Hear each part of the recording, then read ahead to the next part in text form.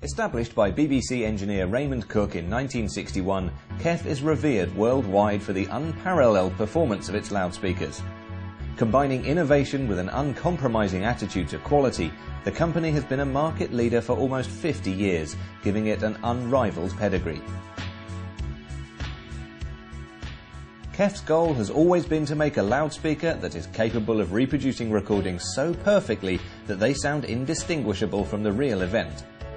The all-new Q Series has been developed from the ground up to achieve just that.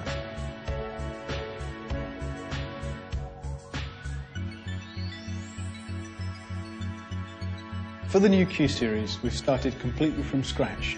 We've used technologies and techniques that we developed for some of our flagship loudspeakers, such as the Concept Blade and the Reference Series. And we've also used extensive computer modelling to optimise the design.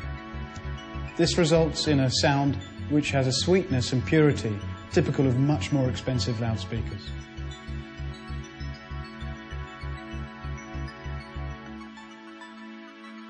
The UniQ array is a core piece of KEF technology. It's been in every version of the Q Series.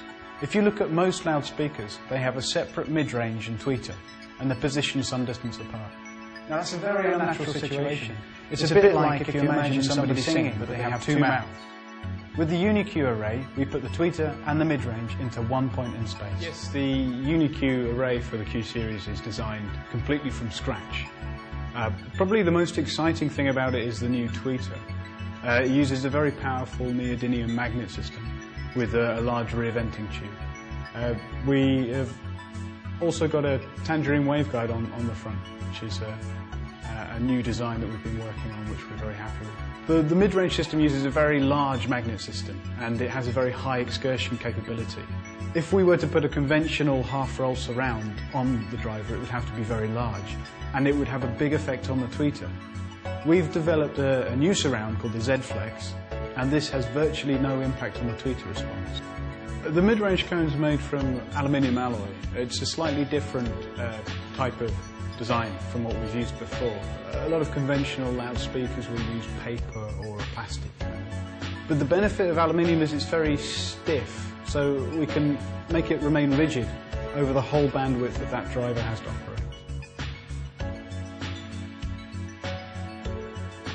The LF drivers that we've used on the floor-standing models are also completely designed from scratch, with a very large, powerful magnet system and a cast aluminium chassis to hold everything rigidly in place. The floor-standing models use ABRs instead of ports to eliminate mid-range distortion and port noise.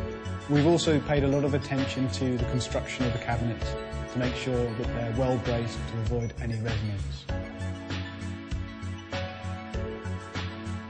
In the terminal panels, you'll see a clever control between the binding posts, which allow you to link and unlink the posts for bi-amping and bi-wiring. The spikes, which are traditionally a pain to level, involving lying on the floor and putting your hands underneath the speakers until it's level. These ones we've arranged that you can adjust from the top with a tool at your supply, and it's all very convenient. You can feel what's going on. Because we spent such a long time getting the drivers right, we've been able to use a much simpler approach to the crossovers. We've been able to use first-order slopes in many places with just a few high-quality components. This means that there's much less in the signal path between the amplifier and the listener.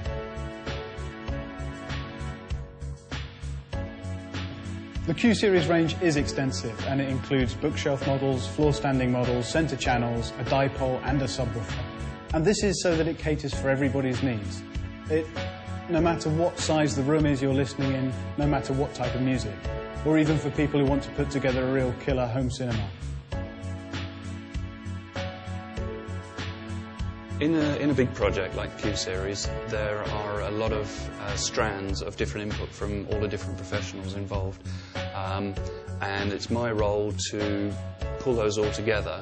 I'm proud of that we have a very low distortion in the speakers and a very high dynamic.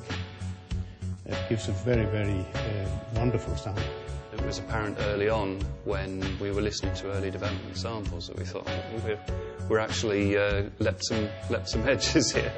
I think all that has been involved in the project is quite proud of.